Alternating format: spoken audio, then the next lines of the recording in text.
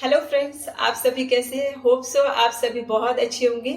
हमने एक series start की है बुक रीडिंग की। इसमें फर्स्ट बुक हम रीड कर रहे हैं you can heal your life और उसका फर्स्ट चैप्टर हमने रीड किया था। आज हम उस फर्स्ट चैप्टर को आगे कंटिन्यू करते हैं, तो आप ध्यान से सुनिए और देखिए आपको ये चीजें, ये थिंकिंग कहाँ तक अपने जीवन में अप्लाई करनी है। और हाँ, आप कमेंट बॉक्स में जरूर लिखिएगा कि आज इस वीडियो को सुन के आपके क्या टेक अवेज रहे। Thank you. तो स्टार्ट करते हैं।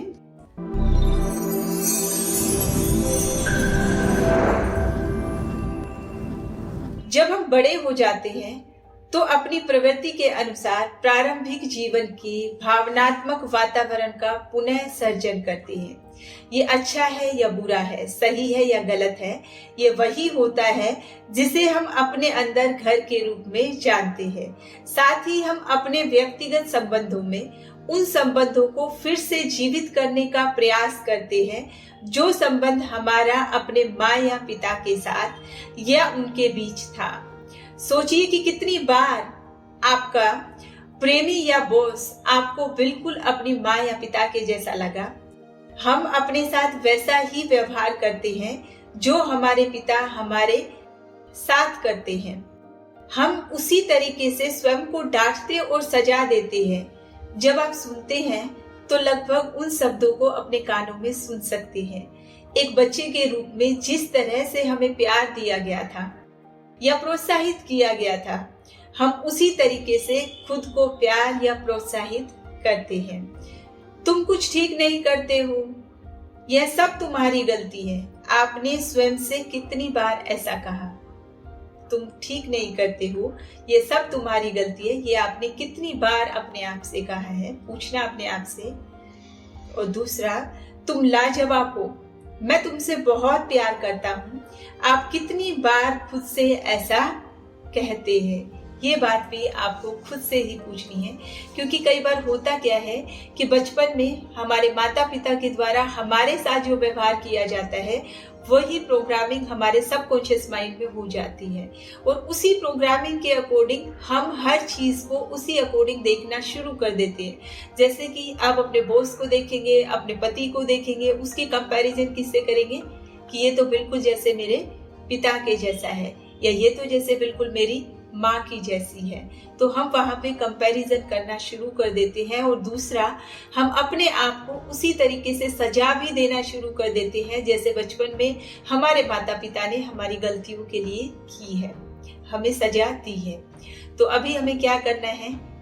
बस मिरर के सामने जाके खड़े हो जाओ और एक बार अपने आप से बोलो कि तुम बहुत लाजवाब हो और मैं तुमसे बहुत प्यार करता हूँ। एक बार करके देखना, आपको बहुत अच्छा लगेगा। आगे बढ़ते हैं। फिर भी इसके लिए हम अपने माता पिता को दोषी नहीं ठहराएंगे। ठीक है, ऊपर जो आपने सीखा उसके लिए आप अपने माता पिता को भी दोषी नहीं ठहरा सकते हो। हम सभी पीड़ितों द्वारा पीड़ित हैं और शायद वे हमें कुछ ऐसा नहीं सिखा पाते जो वे जानते थे। यदि आपकी माँ नहीं जानती थी कि अपने आप से कैसे प्यार करना है या आपके पिता नहीं जानते थे कि वह अपने आप से कैसे प्यार करे, तो उनके लिए आपको सिखाना बड़ा मुश्किल होगा कि खुद से प्यार कैसे करें। वे अपने बचपन में मिली शिक्षा के अनुसार सब कुछ अच्छा कर रहे थे। यदि आप अपने माता पिता को अधिक समझना चाहते हैं तो उन्हें अपने बचपन के बारे में बताने के लिए प्रेरित कीजिए। और यदि आप संवेदना के साथ सुने तो आपको पता चलेगा कि उनकी शंकाएं और शक्ति कहां से आई। जिन लोगों ने आपके साथ वह सब किया वे आपकी तरह ही भयभीत और सहमे हुए थे। इसीलिए कई बार हम दूसरों को दोषी ठहराना शुरू कर देते हैं।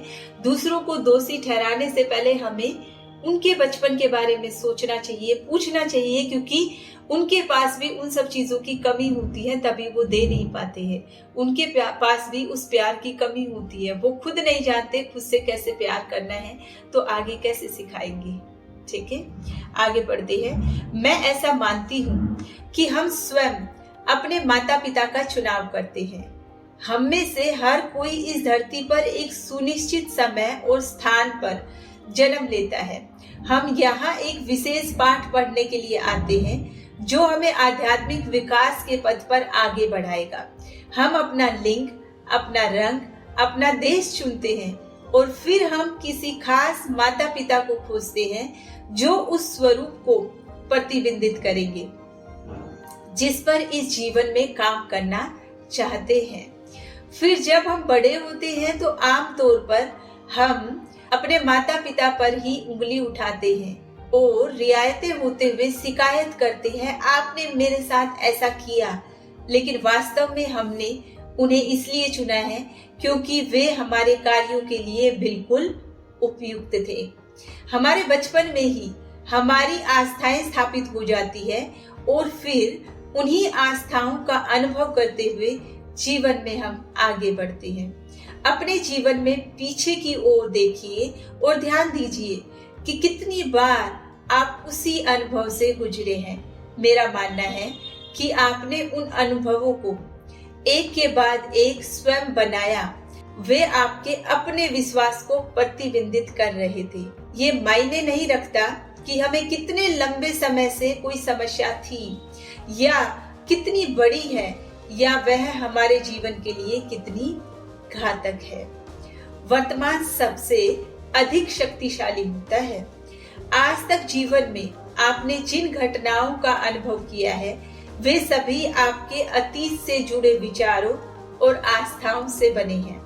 वे उन विचारों और शब्दों से बने हैं जिसने आपने कल, पिछले सप्ताह, पिछले माह, पिछले वर्ष, आपकी आयु के अनुसार 10, 20, 30, 40 या इससे अधिक वर्षों के दौरान इस्तेमाल किया था। फिर भी वह आपका अतीत है, वह बीत चुका है। इस पल में महत्वपूर्ण यह है कि आप अभी क्या सोचना, विश्वास करना चाहते हैं, क्योंकि ये विचार और शब्द आपका भविष्य निर्धारित करेंगे। वर्तमान क्षण ही आपकी ताकत है और यही आपके कल, अगले सप्ताह, अगले माह और अगले वर्ष और आगे के अनुभवों का आधार है। आप ध्यान दे सकते हैं कि इस क्षण में आप क्या सोच रहे हैं, वह नकारात्मक है या सकारात्मक। क्या आप चाहते हैं यह विचार आपका भविष्य तय करे? बस ध्यान दें और सजग हो जाए। देखिए, जैसा हम सोचते हैं, जो हम सोचते हैं, वो सारी इंफॉर्मेशन कहाँ पे स्टोर होती है? हमारे बायो इंफॉर्मेशन फील्ड में भी स्टोर होती है, जिसको हम ओरा बोलते हैं। ठीक है, क्या बोलते हैं? ओरा। और जब मैंने वो इंफॉर्मेशन अपने ओरा में स्टोर कर रखी है, मान लो मैं ये बोलती हूँ कि मुझसे कोई प्यार नहीं करता है, मुझसे कोई प्यार नहीं करता है। अगर ये इंफॉर्मेशन मैं स्टोर करके रखती हूँ अपने बायो इंफॉर्मेशन फील्ड के अंदर कि मुझसे कोई प्यार नहीं करता है, अगर ये इंफॉर्मेशन यहाँ पे स्टोर रहेगी ना, ऑटोमेटिकली क्या होगा, जिसके लिए आपने ये भावनाएं रखी है ना कि कोई मुझसे प्यार नहीं करता है, तो वो भावनाएं क्या होगी, आपके बायो इंफॉर्मेशन फील्ड के अंदर स्टोर हो जाएगी। और जो भावनाएं आपके बायो इंफॉर्मेशन फील्ड के अंदर स्टोर हो जाती है ना, वही आपके साथ फिर होता है। फिर आप बोलते हो कि फलाना मेरे साथ अच्छा व्यवहार नहीं करता, जो भी मेरे जीवन में आता है एक लॉन्ग पीरियड तक मेरे साथ नहीं रहता है, मुझसे प्यार नहीं करता है। क्यों नहीं करता है? क्योंकि आपका बायो इंफॉर्मेशन फील्ड में वो इंफॉर्मेशन स्टोर है। तो पहले उन इंफॉर्मेशन को आप क्लीन कीजिए। जितना जितना आप उन इंफॉर्मेशन को क्लीन करेंगे, देखिए आपके जीवन में उस तरीके के लोग आने शुरू हो जाएंगे जो आपसे बहुत प्यार करेंगे। या वही लोग जिनके लिए आज आप बोल रहे हैं ना कि ये मुझसे प्यार नहीं करते हैं, मेरे साथ हमेशा ऐसा व्यवहार करते हैं, उनके लिए अपनी भावनाओं को चेंज करना शुरू कीजिए। अब आप बोलेंगे वो भावनाएं कैसे चेंज होगी? सिर्फ एक ही तरीका है, उन्हें माफ करिए और माफी मांगिए। मैं ये नहीं कहती आप सामने जाके माफ करिए या माफी मांगिए, वर्चुअली आप बैठिए और उनसे माफी मांगिए और माफ करिए और ऐसा फील करिए कि आप बहुत अच्छे दोस्त हैं। आप ये करके देखिए और डेफिनेटली आप अपने रिश्ते को बहुत अच्छा पाएंगे। तो आज हम यहीं तक करते हैं, आगे हम इस चैप्टर को नेक्स्ट पार्ट में कंटिन्यू करेंगे। And thank you so much, आप लोग जो है इतने पेशेंस के साथ इसको सुनते हैं और इन बातों को अपने जीवन में भी अप्लाई कीजिए, आपके जीवन में जरूर परिवर्तन आएगा। और हाँ, इस वीडियो को अगर आपको पसंद आई हो तो लाइक करें और अपने उन सभी मित्र संबंधियों को भी आप शेयर कीजिए जिनको इसकी जरूरत है, और सब्सक्राइब जरूर कीजिए। ठीक है, थैंक यू सो मच। मिलते हैं नेक्स्ट वीडियो में आगे के कंटेंट के साथ। Thank you.